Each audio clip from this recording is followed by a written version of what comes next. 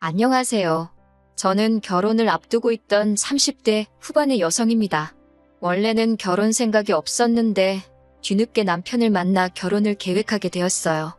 늦게 만난 만큼 남들보다 더 행복하게 살고 싶었고 남편과 제가 백년해로 할 줄 알았습니다.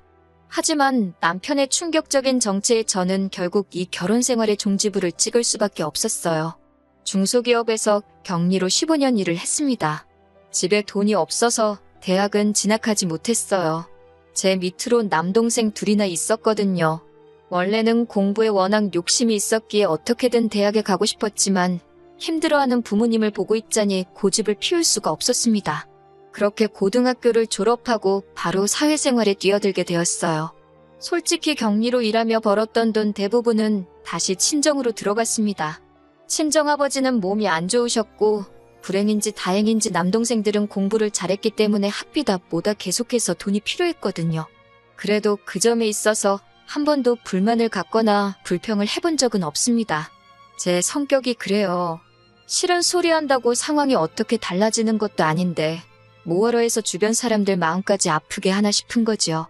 하지만 살다 보니 때로는 그렇게 해야 하는 경우도 있더라고요. 제가 아프다 소리를 안 하면 다들 제가 괜찮은 줄 아니까요. 아무튼 그렇게 일만 하다 보니 연애도 제대로 못 해보고 온 나이가 35을 넘어갔습니다. 그나마 간간히 들어오던 소개 자리도 35이 넘어가니 거의 끊기다시피 했고요. 그런 와중에도 사람들은 저한테 왜 결혼 안 하냐, 시집 안 가냐 물어봤자 답도 없는 질문을 해대니 너무 스트레스를 받았습니다. 결국 공황장애 진단을 받고 회사를 그만뒀습니다. 그때 처음으로 제 자신을 위해 시간을 쓰게 되었어요. 다행히 동생 둘 다 누나에 대한 고마움을 아는 녀석들이라서 자기들이 도와줄 테니 당분간 아무런 걱정하지 말고 누나만의 시간을 가지라 하더군요. 친정 부모님도 그동안 제가 애 많이 썼다 해주셨고요. 알아달라고 했던 일은 아니지만 그래도 가족들이 제 희생을 알아주고 인정해주니 큰 위로가 되었습니다. 그렇게 저는 회사를 관두고 공부를 시작했습니다. 현실적으로 대학교를 가기는 어려웠기에 공무원 시험을 준비했어요. 그리고 다행히 1년의 수험생활 끝에 합격을 하게 되었습니다. 다른 사람들은 공무원 합격을 했을 때 어떤 감정을 느끼는지 모르겠지만 전 드디어 혼자 살아도 괜찮다, 이제 걱정이 없다 뭐 그런 생각을 했습니다. 이 시기에는 이미 결혼에 대한 미련이 없었거든요. 그렇게 공무원 시험에 합격하고 얼마 지나지 않아 지인을 통해 지금의 남편을 소개받았습니다. 저보다 2살 어린 남편은 저처럼 오랜 시간 동안 일만 하느라 연애도 못 해보고 장가도 가지 못했다면서 저에게 적극적으로 다가왔습니다. 호감 가는 외모에 유머러스한 성격, 그리고 믿음직한 말투까지 저 역시 금방 남편에게 마음의 문을 열었습니다. 남편과 저는 그해 1월에 알게 되었지만 금방 연인 사이로 발전하였고 그해 9월에 식을 올리자고 약속까지 하게 되었습니다. 남편에 대해서 조금 더 이야기를 해보자면 일단 직장의 경우 중소기업에서 과장으로 근무하고 있다고 했습니다. 대표가 자기 아버지인데 아버지가 사업을 물려받으려면 말단 사원부터 시작해서 하나씩 배워 올라와야 한다고 하셨답니다. 그래서 미국에서 대학원을 나온 뒤 한국으로 들어와 오로지 회사 생활에만 매달렸다고 하더라고요. 그 말을 듣곤 대단한 집념을 가진 사람이구나 싶으면서도 저보다 더 좋은 혼사 자리가 있었을 텐데 왜 만나지 않았나 싶었습니다. 제 말을 들은 남편은 자기는 그런 정략적인 결혼은 싫더랍니다. 자기의 조건과 상관없이 자기를 사랑해줄 여자를 찾았다면서 그게 바로 저라는 거예요. 제 기분 좋으라고 한 말인가 싶기도 했지만 계속 뭔가 꿍꿍이가 있다고 의심하는 것도 웃기잖아요. 어리석고 순진하게도 그 말을 믿었습니다. 하지만 만나면 만날수록 남편의 말에는 묘하게 맞지 않는 부분들이 있었습니다. 저 역시 직장 생활을 오래 했기 때문에 사내 문화라던가 업무 처리 방식 등에 대해서는 익숙한 편이잖아요. 그런데 남편은 주인과 대리 중 무엇이 먼저인지도 헷갈려하길 여러 차례였어요. 직장인으로서 호칭, 직함은 기본 중에 기본인데 말이지요. 자기 말로는 과장 자리에 너무 오랫동안 있어서 그렇다고 하는데 말단부터 시작했다는 사람이 과장 자리에 오래 있었다는 것도 뭔가 납득이 안 되었고요. 회사 내 용어에 대해서도 모르는 것 투성이었어요. 처음에는 단순히 실수였겠지라고 생각했지만 그런 일이 짧은 기간 동안 몇 번이고 반복되니 저로서는 정말 직장 생활을 하는 게 맞나 싶었고 결국 남편에게 당신이 일하는 회사에 가보고 싶다고 물어보게 되었습니다. 남편은 갑작스러운 제 제안에 좀 놀란 눈치였지만 그러자고 하더군요. 간 김에 자기 아버지한테 인사도 드리자면서요. 며칠 뒤 남편 회사에 찾아갔습니다. 도착하면 전화하라더니 전화를 아무리 해도 받지를 않더라고요. 결국 직원으로 보이는 사람에게 남편 이름을 말하며 여기서 일한다고 들었는데 오늘 안 나왔냐고 물었어요. 그러자 여기서 일하는 건 맞지만 출근 여부는 말해줄 수 없다며 직접 연락해보라고 하더라고요. 연락은 닿지 않지. 아무도 말은 안 해주지. 속상했지만 말해줄 수 없다는 직원의 말도 일리가 있었기 때문에 집으로 돌아가 남편으로부터 연락이 올 때까지 기다렸습니다. 그리고 늦은 밤이 되어서야 연락이 왔어요. 교통사고가 나는 바람에 병원에 있었다고 하더라고요. 너무 놀란 제가 당장이라도 찾아가겠다고 했지만 걱정시키고 싶지 않다면서 며칠 뒤에 만나자고 하더라고요. 아픈 사람한테 제 고집을 밀어붙일 수는 없는 노릇이었으니 기다릴 수밖에 없었습니다. 그리고 적어도 남편이 그 회사에서 근무를 한다는 사실은 확인이 되었으니 그것만으로도 다행이다 싶었지요. 조금씩 남편에 대한 믿음이 다시 회복되어 가고 있었습니다. 둘이 9월에 결혼하자고 약속은 한 상태였기에 6월에 양가어른을 모시고 상견례를 진행했어요. 원래는 좀 더 일찍 하려고 했었는데 시부모님께서 여행을 다녀오신다고 하여 좀 늦어지게 되었지요. 여행 중 제가 생각나서 샀다며 시어머니께서 귀걸이 한 쌍을 주셨습니다. 그 정도로 다정한 분이셨어요. 시아버지 또한 저에게 혼수며 예단이며 바라는 것은 없으니 몸만 오면 된다고 말씀해 주셨고요. 저희 부모님은 딸이 결혼도 못하고 평생 혼자 살까봐 걱정이 크셨는데 뒤늦게나마 좋은 집에 시집가게 되었다고 무척 기뻐하셨습니다. 저 또한 기다린 자에게 복이 있다더니 내 인생이 그런 건가 싶었고요.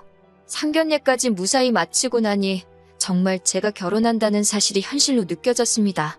백마탄 왕자를 기다리며 세월을 보낸 것은 아니었지만 저에겐 남편이 말 그대로 백마탄 왕자나 다름없었지요. 저희는 7월에 가까운 가족들을 모시고 약혼을 하기로 했고 9월에 정식으로 식을 올리기로 했습니다. 부끄러운 말이지만 늦은 나이에도 불구하고 남편은 아이를 무척 갖고 싶어 했어요. 저는 제 나이 때문에 마음을 접은 상태였고요. 하지만 계속해서 남편이 조금이라도 희망이 있을 때 같이 노력해주면 안 되겠냐고 물어왔고 차마 외면할 수가 없었습니다. 저도 애시당초 아이가 싫어서라기보다는 제 나이 때문에 조심스러웠던 거니까요. 그러다 상견례까지 마치고 청첩장까지 찍어낸 이후로는 남편의 말에 따르기로 결정을 내렸습니다. 결혼을 계획 중이었으니 허락하지 않을 이유가 없다고 생각했어요. 그만큼 저는 우리 둘의 미래에 대해 확신이 있었습니다. 그리고 바로 저희 약혼식 날, 결혼식을 2달 정도 앞두었던 시점, 저는 남편에게 제 모든 것을 주었습니다.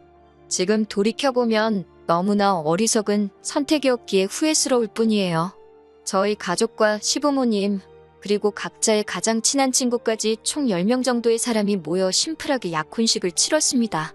남동생 둘은 요즘 세상에 약혼식까지 하는 집이 어디 있냐며 특이하다고 했어요. 저도 처음 약혼식 이야기가 나왔을 때 과하다는 생각을 잠시 하긴 했었기 때문에 동생들 의견에 어느 정도 동의를 했지요. 하지만 예비 시부모님께서 약혼식을 한다는 건 그만큼 이 결혼에 서로 진지한 마음이라는 걸 보여주는 절차라며 절대 생략할 수 없다 하셨거든요. 그리고 곧이어 신혼집도 사줄 거라며 대신 하루빨리 혼인신고를 했으면 좋겠다고 하셨습니다. 지금 생각해보면 예비 시부모님이 그렇게 서두는 데는 다 이유가 있었을 것이니 의심을 해볼 법도 했었는데 그때는 뭐에 콩깍지가 씌었는지 그저 저희 둘의 행복을 바라셔서 적극적으로 도와주시는 거라고만 믿었습니다. 혼인신고만 하면 집도 저희 둘 공동 명의로 사줄 거라며 재촉을 하셨고 그렇게 저희는 결혼식을 1달 정도 앞두고 혼인신고까지 하게 되었어요. 약속대로 예비 시부모님께서는 서울에 있는 아파트를 마련해 주셨습니다. 하지만 공동 명의로 해주시겠다던 집은 전세였고 말씀하시기를 요즘 회사 사정 때문에 자금이 묶여서 그렇다며 조금만 참으라고 하시더군요. 갑자기 달라진 말씀에 저도 사람인지라 조금 실망스럽기는 했지만 가족이니 그 정도는 이해해야 한다고 생각했어요. 언젠가 남편이 회사를 물려받으면 이 정도의 일은 얼마든지 또 있을 수 있는 거라는 생각도 들었으니까요. 그리고 얼마 지나지 않아 남편이 집에 아이를 1명 데리고 왔습니다. 사촌 누나의 아들인데 사촌 누나가 요즘 경제적으로 힘들어서 그렇다며 우리가 한 두 달만 데리고 있자고 하더라고요. 아이는 8살이었는데 사촌 누나의 아이라서 그런지 남편과도 무척 닮은 느낌이었어요. 문제는 저도 남편도 출근을 해야 했기 때문에 집에 아이를 봐줄 사람이 없었지요. 남편은 이참에 저에게 일을 그만두는 게 어떻겠냐고 물었어요. 어차피 자기가 회사를 물려받으면 사모님 소릴나 들으면서 살면 되는데 뭐하러 고생을 하냐면서요. 하지만 남들이 어떻게 생각하든 저에겐 지금 제 직업이 처음으로 제가 원해서 선택한 길이었기 때문에 쉽게 놓을 수 없었지요. 그래서 그때 처음으로 남편과 시부모님의 말에 싫다고 했습니다. 시아버지는 저에게 실망이라고 하셨고 시어머니도 마음에 들어하지 않으시는 눈치였지만요. 그런 이유로 남편이 낮에는 시어머니께서 아이를 봐주시고 저녁에는 저희가 데려와서 보고 그렇게 되었습니다. 시어머니는 말끝마다 저에게 그렇게 해서 아이랑 정이 들겠냐며 혀를 차셨지만 전 솔직히 왜 이 아이랑 제가 정이 들어야 한다는 건지 납득이 되질 않았어요. 그러다 결혼식을 이틀 앞두고 그 이유를 알게 되었어요. 그날은 제가 평소처럼 출근을 했다 급격히 컨디션이 나빠져서 일찍 집에 오게 되었습니다. 옆자리에 있던 다른 직원이 저에게 혹시 임신한 거 아니냐며 일단 집에 가서 쉬라고 그러더라고요. 저도 그 무렵 제 몸 상태가 의심가는 바가 있었기에 설마 싶어서 불이 나게 집에 오게 되었고요. 집에 다 와갈 때쯤엔 정신이 하나도 없어서 약국에 들리는 것도 깜빡하는 바람에 테스트기를 못 사왔습니다. 일단은 좀 누워서 쉬자 생각하고 안방에 누워 있었어요. 얼마나 누워 있었을까? 현관문 열리는 소리가 나더라고요. 그리고는 곧 남편과 사촌 신우의 애 목소리가 들렸습니다. 그런데 애가 남편에게 아빠라고 부르는 거예요. 처음엔 당연히 제가 아파서 헛걸 들었다 생각했어요. 그런데 애가 계속 아빠 아빠하고 부르니까 남편이 아빠라고 부르면 안 된다니까 집에서는 삼촌이라고 불러야지 이러는 거예요. 순간 등골에 소름이 쫙 끼치더라고요. 아빠라니 이게 무슨 소리인가 싶었어요. 제가 방문을 열고 나가 남편에게 물었습니다. 아빠라는데 그게 무슨 소리냐고요. 아무래도 제가 아프기도 했고 예민해진 탓에 목소리가 좀 높게 나갔어요. 그러자 애가 무서웠는지 또다시 아빠 저 아줌마 무섭다면 남편 뒤로 숨더라고요. 아이는 거짓말을 못하잖아요. 직감적으로 알아챌 수밖에 없었습니다. 사촌 신우애가 아니라 남편의 아이라는 것을요. 저는 그 길로 바로 남편의 혼인관계 증명서를 확인하였고 충격적인 사실을 알게 되었습니다. 총각인 줄 알았던 남편은 결혼 생활을 10년이나 했던 이혼남이었어요. 저는 그 사실을 알고선 그 자리에서 쓰러지는 줄 알았습니다. 제가 왜 나를 속였냐고 물으니 남편은 제 앞에 무릎을 꿇고는 아이 엄마가 재혼을 한다며 아이를 데려가라는데 자기는 도저히 혼자 키울 자신이 없었대요. 그런 와중에 저를 알게 되었는데 동생들을 위해서 그토록 오랫동안 헌신했다는 사실을 듣고선 그렇다면 자기 자식도 친자식처럼 키워줄 거란 믿음이 생겼다나요. 그 말을 듣는데 억장이 무너지는 줄 알았습니다. 비로소 제 인생을 되찾았다고 생각했는데 그게 아니었으니까요. 남편은 바로 시부모님에게 연락을 드렸고 한두 시간도 채 되지 않아서 시부모님이 집으로 찾아오셨습니다. 시아버지께서는 이미 혼인신고까지 다 한마당에 어쩌겠냐며 저더러 이렇게 된 이상 마음 독하게 먹고 잘 살라고 하시는 거예요. 아버님께 어떻게 그런 말씀을 하실 수 있으시냐 물으니 내일 모레가 결혼식인데 그럼 얻기라도 할 거냐고 네 나이에 그런 옷 좀 만들어서 좋을 게 있겠냐고 오히려 저를 협박하시더군요. 그 와중에 시어머니는 당신이 미안하다며 이게 아니라는 걸 알면서도 두 남자를 말리지 못했다고 대신 평생 속죄하는 마음으로 저를 대할 테니 그냥 우리 원래 그랬던 것처럼 사이좋게 행복하게 살자 하셨습니다. 솔직히 말하면 화와 분노보다는 그냥 눈앞이 깜깜했습니다. 시아버지 말씀대로 결혼식이 내일 모레인데 혼인신고까지 다 한마당에 제가 무엇을 할 수 있을지 감이 안 오더라고요. 결국 시부모님이 돌아가시고 남편은 잠든 그 새벽에 미친 듯이 인터넷을 뒤졌습니다. 그리고는 혼인신고를 한 지 3개월 전이면 취소가 가능하다는 한 줄기 희망을 발견했어요. 저는 이튿날 아침 바로 변호사를 찾아갔습니다. 변호사는 사기로 인한 혼인신고인 만큼 취소가 가능할 거고 위자료도 받을 수 있을 거라며 저를 위로해 주었습니다. 남편 쪽 변호사는 남편이 저를 너무 사랑해서 사실을 밝히지 못했을 뿐 속이려는 의도는 없었다며 혼인 취소는 불가능하다고 주장했습니다. 하지만 결국 재판부에서 제가 입은 경제적, 정신적 피해와 고통을 인정하여 저에게 위자료 2천만 원을 지불하라는 판결을 내려주셨어요. 그렇게 저는 지옥의 문턱에서 다행히 빠져나올 수 있었습니다. 남편은 그 이후로도 저에게 그래도 저를 사랑했던 마음만큼은 진심이었다며 잘 생각해보고 다시 돌아와 달라고 했습니다. 하지만 저도 남편을 진심으로 사랑했었기에 더욱 더 돌아갈 수 없었습니다. 더 이상 그 무엇도 믿을 수 없었으니까요. 이 모든 사실들을 알게 된 제 두 남동생은 붕괴했고 동시에 자기들 때문에 제가 인생에서 너무 많은 것을 놓치고 희생하며 산 것에 대해 미안하다고 눈물을 보였습니다. 친정 부모님도 한숨만 내쉬면서 능력 없는 당신들 탓이라고 미안하다 하셨고요. 그런 가족들의 모습을 보는 건 남편과 헤어지는 것보다 훨씬 더 가슴 아프고 속상한 일이었습니다. 벌써 1년도 더 된 이야기라서 지금은 마음이 많이 편해진 상태입니다. 죽을 만큼 매달리던 남편도 소문에 의하니 어떤 여자를 만나 결국 재혼에 성공한 것 같더군요. 그 여자는 남편의 과거를 알고 있는지 모르겠지만 이제 제가 나설 자리도 아니고 조금도 엮이고 싶지도 않네요. 저는 남편에게 받은 위자료로 대학에 가려고 합니다. 부족한 학비는 동생들이 도와주겠다며 누나가 해보고 싶은 거 더 늦기 전에 실컷 해보라고 응원해주더라고요. 제 인생에 어쩌면 남편이나 결혼 같은 건 없을지도 모릅니다. 하지만 늦게나마 이렇게 제가 가고 싶던 그 길을 갈 수 있음에 감사한 마음입니다.